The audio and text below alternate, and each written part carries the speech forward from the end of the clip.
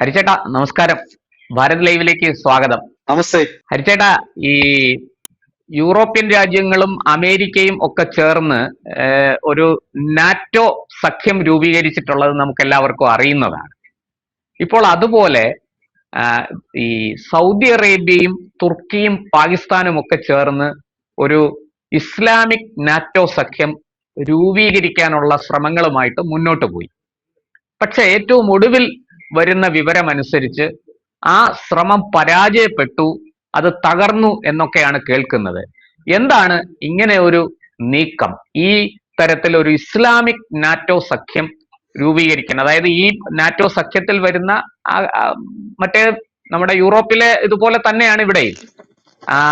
പക്ഷെ ആ നീക്കം പരാജയപ്പെട്ടു പോയി. അപ്പോൾ എന്താണ് ഈ നാറ്റോ സഖ്യം രൂപീകരിക്കാനുണ്ടായ സാഹചര്യം എന്താണ്? അത് പരാജയപ്പെട്ടത് എങ്ങനെ? ഈ വിഷയമാണ് അങ്ങ് വിശദമാക്കിയാൽ കൊള്ളാം. പാകിസ്ഥാനും സൗദി അറേബ്യയും തുർക്കിയെയും ചേരുന്ന ഒരു ട്രൈലാറ്ററൽ സഖ്യമാണ് രൂപം കൊണ്ടത്, അല്ലാതെ നാറ്റോയെ പോലുള്ള ഒരു മിലിറ്ററി സഖ്യമല്ല. അത് സൗദി അറേബ്യ ഈ കഴിഞ്ഞ ദിവസം അത് വ്യക്തമാക്കി. എന്താണെന്ന് വെച്ചാല്, ഈ നമ്മുടെ നാട്ടിൽ പല ആൾക്കാരും പാകിസ്ഥാനും സൗദി അറേബ്യയും തുർക്കിയെയും ചേർന്നിട്ടുള്ള ഒരു മിലിറ്ററി സഖ്യമാണെന്നും ഇതൊരു ഇസ്ലാമിക് നാറ്റോ ആണെന്നും ഒക്കെയുള്ള ഇന്റർപ്രിട്ടേഷൻസ് ആണ് നമ്മൾ.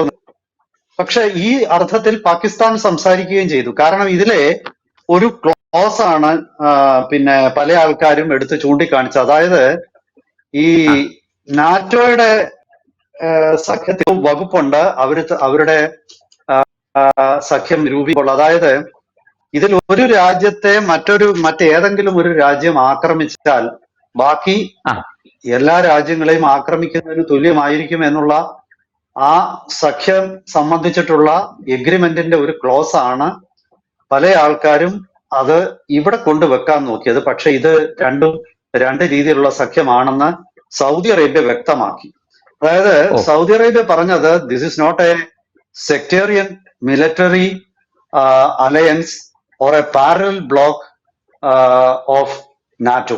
ഇത് വളരെ കൃത്യമായിട്ട് സൗദി അറേബ്യ പറഞ്ഞിട്ടുണ്ട്. This is not something which can be said as a parallel, which can be interpreted as a parallel NATO എന്നുള്ളത് വളരെ കൃത്യമായിട്ട് സൗദി അറേബ്യ പ്രഖ്യാപിച്ചിട്ടുള്ള ഒരു വിശദീകരണമാണ്. അതായത് ഇത് സൗദി അറേബ്യ അത് കൂടുതൽ വിശദീകരിച്ചിട്ടുണ്ട്. അതായത് ഇതൊരു പ്രാദേശിക സഹകരണം ഉറപ്പുവരുത്താനും പ്രാദേശിക സ്റ്റെബിലിറ്റി, അതായത് കൃത്യമായിട്ട് പറഞ്ഞാൽ it is aim to bolster regional cooperation and stability, not a duplicate of NATO എന്ന് വളരെ കൃത്യമായിട്ട് സൗദി അറേബ്യ വിശദീകരിച്ചിട്ടുണ്ട്. പാകിസ്ഥാന് ഇത് ഇന്ത്യക്കും ഇസ്രായേലിനും ഒക്കെ എതിരായിട്ടുള്ള ഒരു സഖ്യമായിട്ട് വിശദീകരിക്കാൻ ഒരു ശ്രമം നടത്തി. പക്ഷെ അത് ഒരു കാരണവശാലും അത്തരം ഒരു സഖ്യമല്ല എന്നുള്ളത് സൗദി അറേബ്യ വിശദീകരിച്ചിട്ടുണ്ട്. ഇത് പാകിസ്ഥാന്റെ ഉള്ളിൽ നിന്ന് തന്നെയുള്ള നയതന്ത്ര വിദഗ്ധരും രാഷ്ട്രീയ നിരീക്ഷകരും ഒക്കെ പറയുന്നത്, പാകിസ്ഥാൻ സൈനിക മേധാവി ഫീൽഡ് മാർഷൽ അസീം മുനീറിനെ തന്റെ സ്ഥാനം പാകിസ്ഥാനിൽ ഉറപ്പിക്കാനും തന്റെ സ്ഥാനം ഇസ്ലാമിക രാജ്യങ്ങളിൽ ഉറപ്പിക്കാനുമുള്ള അയാളുടെ ഒരു ഗൂഢതന്ത്രത്തിന്റെ ഭാഗമായിട്ടാണ് ഇങ്ങനെ ഒരു കരാറ് കൊണ്ടുവന്നതെന്നാണ്. അത് ശരി. യഥാർത്ഥത്തിൽ നമ്മൾ ഇതിലേക്ക് തിരിഞ്ഞു നോക്കുമ്പോൾ 2025 സെപ്റ്റംബറില് പാകിസ്ഥാനും സൗദി അറേബ്യയും തമ്മിൽ ഒരു കരാർ ഒപ്പുവെച്ചു. ആ കരാറ് സ്ട്രാറ്റജിക് മ്യൂച്വൽ ഡിഫൻസ് എഗ്രിമെന്റ് എന്നാണ് ആ കരാറിന്റെ പേരിട്ടിരുന്നത്.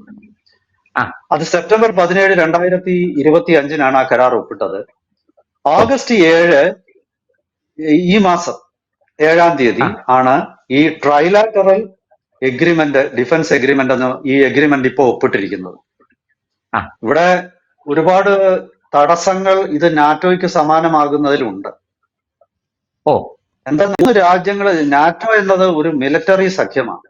അത് ശീതയുദ്ധകാലത്ത് നമ്മളൊക്കെ കേട്ടിട്ടുണ്ട്. വാഴ്സോ സഖ്യം സോവിയറ്റ് യൂണിയന്റെ നേതൃത്വത്തിൽ, നാറ്റോ സഖ്യം അമേരിക്കയുടെ നേതൃത്വം. അമേരിക്കയുടെ നേതൃത്വം. ഇത് രണ്ടും രണ്ട് സൈനിക സഖ്യങ്ങളാണ്. ഒരു സൈനിക സഖ്യം വരണമെങ്കിൽ ഒരു ഇന്റഗ്രേറ്റഡ് കമാൻഡ് വേണം, ഒരു സംയുക്ത കമാൻഡ് വേണം. അതുപോലെ അതിനു വേണ്ടിയിട്ട് ഒരു പ്രത്യേക ഫോഴ്സ്, ഒരു മിലിറ്ററി വേണം. അത് മാത്രമല്ല, ഇത് സംബന്ധിച്ച ഒരു ഇൻസ്റ്റിറ്റ്യൂഷണൽ സെറ്റപ്പ് ഉണ്ടായിരിക്കണം. അതായത് നാറ്റോയ്ക്ക് ഒരു സിവിലിയൻ സെറ്റപ്പ്, അതായത് നാറ്റോയുടെ സെക്രട്ടറി ജനറലും ഒക്കെ ഉണ്ട്. അങ്ങനെ ഒരു സിവിലിയൻ സെറ്റപ്പ് അതിലുണ്ടായിരിക്കണം. അപ്പൊ ഇത് ഈ 3 രാജ്യങ്ങളും ചേർന്നുള്ള ഇപ്പോഴത്തെ ഈ സംവിധാനം എന്ന് പറയുന്നത് ഇതൊരു ബ്രോഡർ അലയൻസ് എന്നുള്ളതിനപ്പുറത്തേക്ക് മറ്റൊന്നും നമ്മൾ വ്യാഖ്യാനിക്കേണ്ട കാര്യമില്ല എന്നാണ് എനിക്ക് തോന്നുന്നത്. കാരണം ഈ സൈന്യങ്ങളെല്ലാം ഒരുമിച്ച് മുന്നോട്ട് പോകണമെങ്കിൽ അതിൽ ഇന്റർ ഓപ്പറബിലിറ്റി എന്നൊരു ഘടകമുണ്ട്. ഇന്റർ ഓപ്പറബിലിറ്റി എന്ന് പറഞ്ഞാല് ഇപ്പം നമ്മുടെ സൈന്യം ഉപയോഗിക്കുന്ന കമ്മ്യൂണിക്കേഷൻ കോഡുകൾ, ആ കോഡുകൾ അപ്പുറത്തെ സൈന്യത്തിനും ലഭ്യമാക്കണം. അതുപോലെ തന്നെ അവരുപയോഗിക്കുന്ന കോഡുകളുണ്ട്. പിന്നെ അതുകൂടാതെ ഒരുപാട് മറ്റ് ഒരുമിച്ച് പ്രവർത്തിക്കുമ്പോൾ ആ ഒരു കമാൻഡിന്റെ, ഒരു സിംഗിൾ കമാൻഡിന്റെ കീഴിലാണ് അവർ പ്രവർത്തിക്കേണ്ടത്. അല്ലാതെ ഒരുത്തൻ അമ്പു കുമ്പളത്തും വില്ല് ചേപ്പാട്ടും എയ്യുന്ന നായര് പനങ്ങാട്ടും എന്നൊക്കെ പറയുന്ന പോലാണിത്. ഒരുത്തൻ ഇവിടുന്ന് അങ്ങോട്ട് പോകും, വേറൊരുത്തൻ വേറൊരിടത്തോട്ട് പോകും, മൂന്നാമത്. അങ്ങനെ ഒരു യുദ്ധത്തിൽ ഒരു സൈന്യത്തിന് നീങ്ങാൻ പറ്റത്തില്ല. കൃത്യമായിട്ട് ഒരു സിംഗിൾ കമാൻഡിന്റെ അടിസ്ഥാനത്തിൽ ഒരു ഒറ്റ ലക്ഷ്യത്തോടു കൂടി പരസ്പരം സഹകരണത്തോടു കൂടി ഒന്നായിട്ട് മാത്രമേ ഒരു സൈന്യത്തിന് നീങ്ങാൻ പറ്റൂ. പിന്നെ സൈന്യം എന്ന് പറയുന്നത് ആധുനിക കാലത്ത് അത് പിന്നെ വെറും കാലാൾപ്പടയല്ല, ഇൻഫാൻട്രി മാത്രമല്ല, അത് നേവി ഉണ്ട്. ഇതൊക്കെ തന്നെ ഇന്റർ ഓപ്പറബിലിറ്റി എന്ന് പറയുന്ന ഒരു ഘടകമുണ്ട്. ഇവർക്ക് പരസ്പരം 3 രാജ്യത്തെ സൈന്യത്തിന് ഒരുമിച്ച് നീങ്ങാൻ പറ്റും. ഇവിടെ വേറൊരു വലിയ പ്രസക്തമായിട്ടുള്ളൊരു വിഷയം വന്നിരിക്കുന്നത്, ഈ കരാർ ഇപ്പൊ നിലവിൽ 7-ാം തീയതി ആയപ്പോഴത്തേക്ക് കരാർ നിലവിൽ വന്നു. കാരണം പാകിസ്ഥാൻ പ്രധാനമന്ത്രി ഷാബാസ് ഷെരീഫ്, സൗദി രാജകുമാരനായ മുഹമ്മദ് ബിൻ സൽമാന്, അതുപോലെ തുർക്കിയുടെ പ്രസിഡന്റായ തയ്യിബ് എർദോഗൻ, ഇവർ 3 പേരുമാണ് ഈ കരാറിൽ ഒപ്പിട്ടിരിക്കുന്നത്. പക്ഷെ ഇവർ 3 പേരും ഒപ്പിട്ട ഈ കരാറ് അതിനുശേഷം ഈ കഴിഞ്ഞ ദിവസം ഇന്നലെ ഇറാന്റെ പ്രോക്സികളായിട്ടുള്ള ഹുതികൾ സൗദി അറേബ്യയിലെ അതായത് അരാംകോയുടെ ഒരു റിഫൈനറി ആക്രമിച്ചു, വലിയ നാശനഷ്ടങ്ങൾ വരുത്തി. പാകിസ്ഥാൻ സൈന്യം 25,000 വരുന്ന പാകിസ്ഥാൻ സൈന്യം സൗദി അറേബ്യയുടെ കണ്ടെടുത്തിട്ടുണ്ട്. അവരനങ്ങിയില്ലല്ലോ. ഹുതികളുടെ ആക്രമണം ഉണ്ടായി. അതുപോലെ അതായത് ഈ ചെങ്കടലിനോട് ചേർന്ന് കിടക്കുന്ന ജിസാൻ എന്ന് പറയുന്ന പ്രദേശത്തുള്ള ഒരു അറാംകോയുടെ എണ്ണ ശുദ്ധീകരണശാലയ്ക്കാണ് ഇന്നലെ ഹുതികൾ ആക്രമിച്ചത്. അത് മാത്രവുമല്ല, യമനിൽ തന്നെ യമനിൽ സൗദി പട്ടാളമുണ്ട്. യമനിൽ സൗദി പട്ടാളം നിലകൊള്ളുന്ന അൽ മഖ എന്ന, അതും ഈ ചെങ്കടലിനോട് ചേർന്ന് കിടക്കുന്ന ഒരു പോർട്ട് സിറ്റിയാണ്. അവിടെ ഹുതികൾ ഇന്നലെ ആക്രമണം നടത്തി 7 ആൾക്കാർ കൊല്ലപ്പെട്ടു, സൗദി പട്ടാളക്കാർ കൊല്ലപ്പെട്ടു. എന്നിട്ട് പാകിസ്ഥാൻ അനങ്ങിയില്ലല്ലോ. പിന്നെന്താണ് ഇതിന്റെ അർത്ഥം? അപ്പൊ ഈ പറയുന്ന ത്രിരാഷ്ട്ര സഖ്യം തന്നെ പരാജയപ്പെട്ടു എന്നുള്ളതല്ലേ അതിന്റെ വ്യക്തത. ഒരു രാജ്യത്തെ ആക്രമിക്കുന്നത് നമ്മൾ 3 പേരെയും ആക്രമിക്കുന്നതിന് തുല്യമാണ് എന്ന് പറഞ്ഞുകൊണ്ട് തുടങ്ങിയ ഒരു സഖ്യത്തിൽ സൗദിക്കെതിരെ ആക്രമണം നടന്നിട്ടും പാകിസ്ഥാനോ തുർക്കിയെയോ ഒരക്ഷരം മിണ്ടിയില്ല എന്നുള്ളത്, അത് തീർച്ചയായിട്ടും വലിയ ഒരു പിന്നെ ഈ സഖ്യത്തിന് പ്രതികൂലമായിട്ടുള്ള ഒരു നിലപാടാണ്. അപ്പോ ഈ സഖ്യത്തിന് അർത്ഥമില്ല എന്നുള്ളത്, പ്രായോഗിക തലത്തിലേക്ക് ഈ സഖ്യത്തിന് അർത്ഥമില്ല എന്നുള്ളത് ഇന്നലെ വളരെ കൃത്യമായിട്ട് വ്യക്തമായിരിക്കുകയാണ്. ഇവിടെ മറ്റൊരു ചോദ്യം, ഇത് വെറും ഒരു സുന്നി സഖ്യം മാത്രമാണ്. ഇത് ഇസ്ലാമിക നാറ്റോ എന്ന് പറയാൻ പറ്റില്ല. ലോകത്ത് ഇസ്ലാം എന്ന് പറയുന്ന സുന്നികൾ മാത്രമല്ല, ഷിയാക്കള് മൊത്തം മുസ്ലിങ്ങളുടെ ജനസംഖ്യയിലെ ഒരു 20% അധികം ഷിയാക്കളാണ്. ഇറാൻ ഇല്ലാത്ത ഇത്തരം ഒരു സഖ്യത്തിന് എന്താണ് പ്രസക്തി?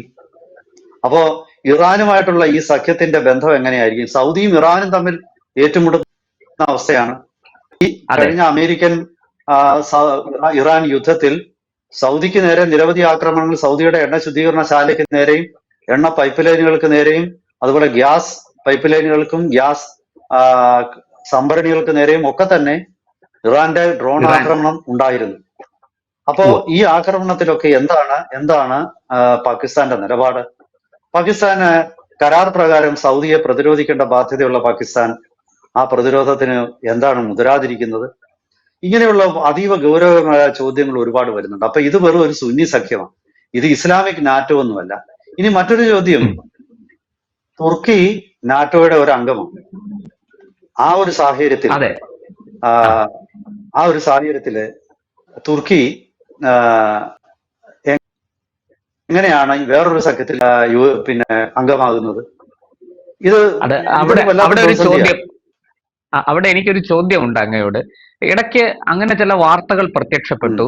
ഈ ഒരു ത്രിരാഷ്ട്ര സഖ്യത്തിൽ നിന്ന് തുർക്കി പിന്മാറാൻ ആലോചിക്കുന്നു, ഏതാണ്ട് പിന്മാറ്റത്തിന്റെ ഘട്ടത്തിലാണ് എന്നൊക്കെ പറഞ്ഞ് ചില വാർത്തകൾ കൂടി കണ്ടിരുന്നു. അതും കൂടി ഒന്ന് വിശദമാക്കാമോ? ഇല്ല, തുർക്കി അങ്ങനെ ഈ ത്രിരാഷ്ട്ര സഖ്യത്തിൽ നിന്ന് പിന്മാറുമെന്ന് എനിക്ക് തോന്നുന്നില്ല. കാരണം പാകിസ്ഥാനും തുർക്കിയും ഇന്ന് ഏറ്റവും അടുത്ത സുഹൃത്തുക്കളാണ്. ഇവിടത്തെ ഉള്ളത് സൗദി അറേബ്യയും തുർക്കിയും തമ്മിലാണ്. ഇസ്ലാമിക ലോകത്തിന്റെ നേതൃത്വത്തിന് വേണ്ടി ഈ രണ്ട് രാജ്യങ്ങളും തമ്മിൽ മത്സരിച്ചുകൊണ്ടിരിക്കുകയാണ്. ഇസ്ലാമിക ലോകത്തിന്റെ നേതാവ് ആരായിരിക്കണം എന്നുള്ളതാണ് ഇവർ തമ്മിലുള്ള തർക്കത്തിന്റെ കാരണം. പഴയ ഖിലാഫത്തുകൾ, ഖലീഫ തുർക്കി ആസ്ഥാനം ആയിട്ടായിരുന്നു ഉള്ളത്. പക്ഷേ മെക്കയും മദീനയും ഉൾപ്പെടുന്ന ഇസ്ലാമിന്റെ വിശുദ്ധ പ്രദേശങ്ങൾ നിയന്ത്രിക്കുന്ന സൗദി അറേബ്യയെ സംബന്ധിച്ച് തുർക്കിയുടെ കീഴിൽ ഒരു സഖ്യരാഷ്ട്രമായിട്ട് നിലനിൽക്കാൻ ഒരു കാരണവശാലും സാധിക്കത്തില്ല. ഇവിടുത്തെ സാമ്പത്തിക ശേഷിയുള്ള ഒരു രാജ്യമാണ് സൗദി അറേബ്യ. സൗദി അറേബ്യയുടെ പണം ലക്ഷ്യമാക്കിയാണ് തുർക്കിയും പാകിസ്ഥാനും ഒക്കെ ഈ സഖ്യത്തിൽ അംഗമാകുന്നത്. പാകിസ്ഥാനെ സംബന്ധിച്ചിടത്തോളം അവരുടെ ഒരു ലക്ഷ്യം, അവർക്ക് സൗദി അറേബ്യയിൽ നിന്നും വാർഷികമായിട്ട് അവരുടെ സൈന്യത്തെ അവിടെ കൊണ്ടു നിർത്തുന്നതിന് ലഭിക്കാനുള്ള പൈസയാണ്. ഇനി മറ്റൊരു വിഷയം, പാകിസ്ഥാനെ സംബന്ധിച്ചാണ് ഈ ഒരു സഖ്യം ഇപ്പൊ ആവശ്യം. അതായത് പാകിസ്ഥാനിലെ ഓരോ പ്രവിശ്യയും ഏതാണ്ട് സ്വാതന്ത്ര്യം പ്രഖ്യാപിക്കുന്ന ഘട്ടത്തിലാണ്. ബലൂച്ചികൾ തങ്ങൾ പാകിസ്ഥാനികളാണെന്ന് ഇപ്പോൾ പറയുന്നില്ല. ബലൂചി സ്വാതന്ത്ര്യം തന്നെ പ്രഖ്യാപിച്ചിരിക്കുകയാണ്. സിന്ധികൾ സിന്ധിയായിട്ട്, പഞ്ചാബികൾ പഞ്ചാബിയായിട്ട്, അതെ. അതുപോലെ തന്നെ പഷ്തൂണുകൾ ഖൈബർ പക്തൂൺവ എന്ന പ്രവിശ്യയിലുള്ളവർ അവരായിട്ട് നിൽക്കുന്നു. പാകിസ്ഥാൻ ഓക്യുപ്പൈഡ് കാശ്മീരിൽ വലിയ പ്രക്ഷോഭം നടക്കുകയാണ്. അപ്പൊ ഇങ്ങനെയുള്ള ആന്തരിക വൈരുദ്ധ്യങ്ങളിൽ നിന്നും ആന്തരിക വിസ്ഫോടനങ്ങൾ, ഇംഗ്ലീഷുകാരി ആ ഇംപ്ലോഷനിലൂടെ നശിക്കാൻ പോകുന്ന പാകിസ്ഥാന് തൽക്കാലത്തേക്ക് ആ നാടിന്റെ സൈന്യാധിപനായ അയാളുടെ വ്യക്തിപരമായ താല്പര്യം മാത്രമാണ്. അതിനപ്പുറത്തേക്ക് ഇതിനൊരു പ്രസക്തിയില്ല. പിന്നെ ഇതിനോടൊപ്പം സൗദി അറേബ്യക്കും തുർക്കിക്കും ഒക്കെ സ്വാഭാവികമായ ഒരു ബാധ്യത വന്നു. ഇന്ത്യയെ പോലൊരു രാജ്യമായിട്ട് പാകിസ്ഥാൻ യുദ്ധം ചെയ്താൽ എന്തായിരിക്കും അവരുടെ നിലപാട്? ഇന്ത്യയുടെ ശത്രു രാജ്യമായിട്ട് മാറുന്ന, അതായത് ന്യൂക്ലിയർ ആയുധങ്ങൾ, ന്യൂക്ലിയർ ട്രയാഡ് കൈവശമുള്ള, ആകാശത്തു നിന്നും അന്തർവാഹിനിയിൽ നിന്നും കരയിൽ നിന്നും ന്യൂക്ലിയർ ആയുധങ്ങൾ വിക്ഷേപിക്കാൻ ശേഷിയുള്ള ഇന്ത്യയുടെ ശത്രു രാജ്യമായാൽ ഇന്ത്യയിൽ നിന്നും ഉണ്ടാകുന്ന ന്യൂക്ലിയർ ആക്രമണത്തെ നേരിടാൻ ഇവർക്ക് എന്ത് കോപ്പാണുള്ളത്? അവർക്കൊന്നുമില്ല. അവർക്ക് ഇതിനെ പ്രതിരോധിക്കാനായിട്ട് മറ്റൊരു സംവിധാനങ്ങളുമില്ല. അതുകൊണ്ട് തന്നെയാണ് ഇന്ത്യ ഈ വിഷയത്തിൽ പരിഭ്രാന്തി ഒന്നും കാണിക്കാതിരുന്നത്. ഇതിനിടയ്ക്ക് ചില വാർത്തകൾ ഞാൻ വായിച്ചു. ഇന്ത്യ സൗദി അറേബ്യ ഇത് സഖ്യം നിലവിൽ വരുന്നത് ഓഗസ്റ്റ് 7, ജൂൺ 20 തൊട്ട് 24 വരെയുള്ള തീയതികളിൽ ഇന്ത്യയെ സൗദി അറേബ്യ ഈ വിഷയം, ഈ സഖ്യത്തെ കുറിച്ചുള്ള എല്ലാ വിശദാംശങ്ങളും നൽകുകയും ഇത്തരം ഇന്ത്യ പാകിസ്ഥാൻ യുദ്ധത്തെ നേരിടാൻ വേണ്ടിയിട്ടുള്ള സഖ്യമല്ല ഇത് എന്ന് സൗദി അറേബ്യ വളരെ കൃത്യമായിട്ട് ഇന്ത്യയോട് വ്യക്തമാക്കുകയും ചെയ്തതായിട്ടാണ് നമുക്ക് ലഭിക്കുന്ന അറിവ് അല്ലെങ്കിൽ ഇൻഫർമേഷൻ. അപ്പോ ഇത് ഒരു സ്വാഭാവിക സഖ്യമല്ല. ഇത് തീർച്ചയായിട്ടും ഇതൊരു പാകിസ്ഥാന്റെ ഒരു ആവശ്യമാണ്. പാകിസ്ഥാന്റെ ആന്തരിക വൈരുദ്ധ്യങ്ങളിലും ആന്തരിക സംഘർഷങ്ങളിൽ നിന്നും ലോകത്തിന്റെ ശ്രദ്ധ തിരിച്ചുവിടാനും പാകിസ്ഥാന്റെ സൈനിക മേധാവിക്ക് സിവിലിയൻ ഭരണകൂടത്തിന്റെ മുകളിൽ നിന്നുകൊണ്ട് ഒരു വലിയ പ്രസക്തി ഉണ്ടാക്കിയെടുക്കാനും, നാളെ അയാളുടെ കാലാവധി തീരുമ്പോൾ അയാൾക്ക് ഈ സഖ്യത്തിന്റെ തലവൻ എന്നുള്ള നിലയിലോ അതിന്റെ ഉത്തരവാദിത്തങ്ങളിലോ നിന്നുകൊണ്ട് വീണ്ടും കുറച്ചു നാളും കൂടി അയാൾക്ക് സൈനിക രാഷ്ട്രീയ പ്രസക്തി ഉണ്ടാക്കാൻ ഒരു കുറുക്കു വഴിയാണിതെന്നാണ് പാകിസ്ഥാനിലെ പല പ്രമുഖ പത്രങ്ങളും നിരീക്ഷകരും ഒക്കെ തന്നെ ഇതിനെ വിലയിരുത്തുന്നത്. കൂട്ടി. ഇതിനപ്പുറത്തോട്ട് ഒരു സഖ്യമായിട്ട് ഒരു സൈനിക സഖ്യമായിട്ട് വളരാൻ വലിയ ബുദ്ധിമുട്ടുണ്ട്. ഇപ്പൊ ഈജിപ്ത് ഇതിൽ ചേരാൻ താല്പര്യം പ്രകടിപ്പിച്ചിരിക്കുന്നു എന്നൊക്കെയുള്ള വാർത്തകളൊക്കെ വരുന്നുണ്ട്. അപ്പോ ഈ സഖ്യം അത് പുറത്തുനിന്ന് നോക്കുമ്പോൾ ഒരു സൈനിക സഖ്യം, പക്ഷെ അകത്ത് അതിന് കാമ്പൊന്നും ഇല്ല എന്നുള്ളതാണ് വസ്തുതാപരമായിട്ടുള്ള അതിന്റെ ഒരു യാഥാർത്ഥ്യം. ആ യാഥാർത്ഥ്യം പാകിസ്ഥാനെ സംബന്ധിച്ച് മറച്ചു വെക്കാനും പറ്റും. അതാണ് അവരുടെ വിജയം. ചോദിക്കാനുണ്ടെങ്കിൽ ചോദിക്കാം. ഇല്ല, ഞാൻ അങ്ങ് പറഞ്ഞതിലേക്ക് വരികയായിരുന്നു. കാരണം ഒരു ഫോൾസ് പ്രൊപ്പഗാൻഡ പാകിസ്ഥാൻ നടത്തി നോക്കുകയാണ്. എന്തെങ്കിലും അതുകൊണ്ട് നേട്ടമുണ്ടാകുമോ? അങ്ങ് പറഞ്ഞതുപോലെ അസിം മുനീർ എന്ന ആ സൈനിക തലവൻ സ്വാർത്ഥ താല്പര്യങ്ങൾ മുൻനിർത്തി തന്റെ കാര്യം നേടാൻ വേണ്ടി നടത്തിക്കൂട്ടുന്ന ചില പൊറാട്ട് നാടകങ്ങളായിട്ടാണ് ഇതിനെ നമുക്ക് മനസ്സിലാക്കാൻ കഴിയുക. എന്തായാലും സൗദി എക്കാലത്തും ഇന്ത്യയുടെ സുഹൃത്താണ്. പ്രത്യേകിച്ചും മുഹമ്മദ് ബിൻ സൽമാനും മറ്റുമൊക്കെ നമ്മുടെ രാജ്യത്തെ ഭരണാധികാരികളുമായിട്ട് നല്ല ബന്ധത്തിലാണ്. അതുകൊണ്ടായിരിക്കുമല്ലോ അവർ ഇതൊരു സൈനിക സഖ്യമല്ല, മറ്റ് ചില സഹകരണങ്ങളാണ് എന്ന് ഇന്ത്യയെ ബോധ്യപ്പെടുത്തിയത്. അത് തീർച്ചയായിട്ടും നമ്മുടെ ഒരു നയതന്ത്ര പ്രാധാന്യവും നയതന്ത്ര വിജയവും കൂടിയാണ് എന്ന് വിലയിരുത്തേണ്ടിയിരിക്കുന്നു. എന്തായാലും ഈ കാര്യത്തിൽ നമ്മുടെ പ്രേക്ഷകർക്ക് പലതരത്തിലുള്ള ആശങ്കകൾ ഉണ്ടായിരുന്നു. അങ്ങ് വളരെ വിശദമായി, ഏറ്റവും സൂക്ഷ്മമായി തലനാഴിക കീറി അത് വിശകലനം ചെയ്ത് അതിന്റെ എല്ലാ വശങ്ങളും ചർച്ച ചെയ്തു. നമ്മുടെ പ്രേക്ഷകർക്കായിട്ട് ഈ വിഷയത്തിൽ ഏറ്റവും നല്ല അറിവ് പങ്കുവച്ചു. തീർച്ചയായിട്ടും അങ്ങയോട് നന്ദിയും നമസ്കാരവും.